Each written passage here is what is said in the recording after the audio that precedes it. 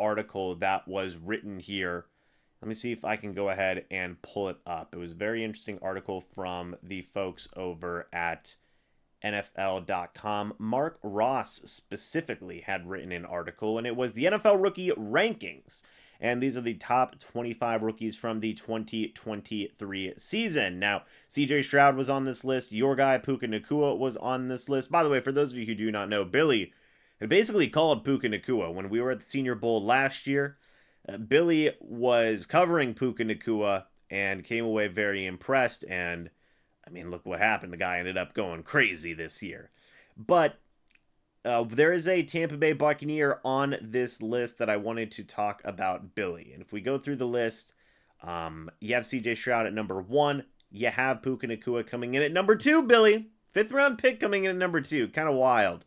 You have Jalen Carter coming in at number 3. Sam Laporta coming in at number 4. You go through the list. You get a few guys throughout here. Kobe Turner of the LA Rams, by the way. Very interesting. He had 9 sacks this year. That is wild. Will Anderson coming in at number 7, and a lot of other rookie names that everybody's familiar with this year. You have Jahmyr Gibbs, you have Devon Achane in there as well, Bijan Robinson, all these different types of guys. But you go all the way down to the end of the list in the late 20s. Yaya Diaby is there, Billy, and he is checking in at number 23. The Buccaneers' 3rd round pick, 82 overall in the draft.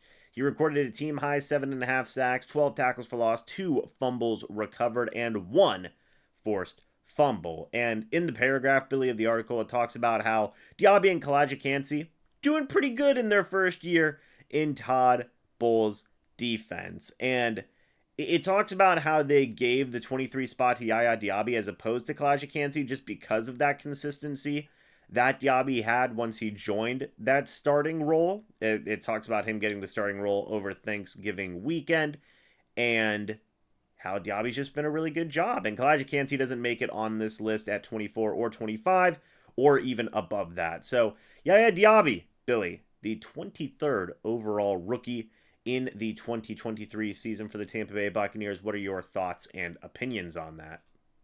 It's awesome to see a Tampa Bay Buccaneer get some recognition, get a little bit of love in the national scale. That's fantastic, and I do think it's deserved.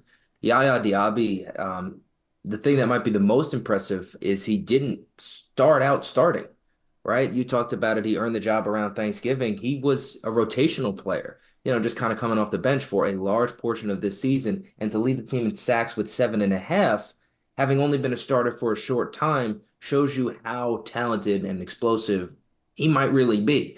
I don't think he's anywhere near his potential. And one of my favorite things about Yaya since he has become, a pretty big part of game days, you can see it's very visible how hard he plays. Does not take plays off. He does not rest. He hustles to the football. He plays with relentless effort. And to me, that's something that the Buccaneers need more of.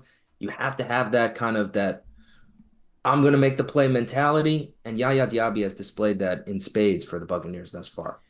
Yeah, I think that, going into this offseason, me and you would both agree on this, and we'll have plenty of time to talk about this in other podcast episodes, but I think the Buccaneers are still lacking like an all-star leading man in that pass rushing rotation, but Yaya's a fantastic complimentary man, a fantastic wingman to whoever that number 1 pass rusher is going to be. 7.5 sacks in your rookie year is fantastic. And I agree with Mark Ross whenever he does write that, hey, those two guys stepped up massively in their rookie years, them being Yaya Diaby and Kalijah.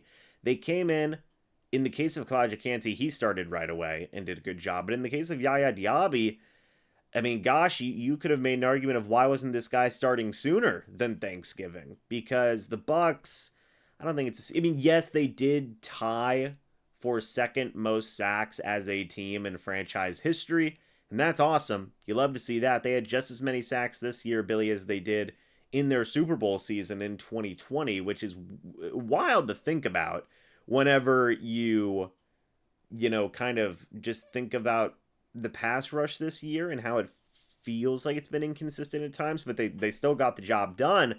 But Man, especially from the outside linebacker position, I think that me and you would both agree that it feels like they've been lacking this year in terms of consistent pressure and consistently having a guy to be able to go and get after it.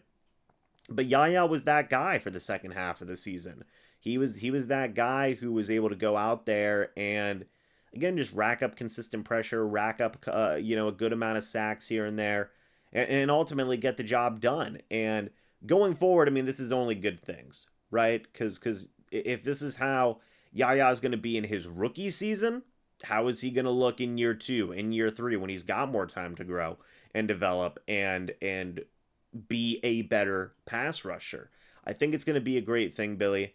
And overall, hey, congrats to Yaya, man. We've seen some Buccaneers get some accolades throughout this year, and Yaya is one of the latest guys on that list, getting a top 25 spot here for Mark Ross's rookie rankings.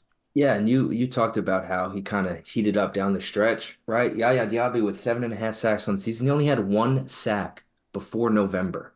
So that should show you how much production he put forth in a very short time span, which would give you a lot of optimism and a lot of hope. If he played a lot of reps in all the games next year, you might get a significant jump in his production, even from the impressive 7.5 mark. Yeah, I mean, to say that Yaya could get double digit sacks next year, I don't think is a crazy thing. I mean, he was only 2.5 away this year. And like you said, before the second half of the season, he only had one.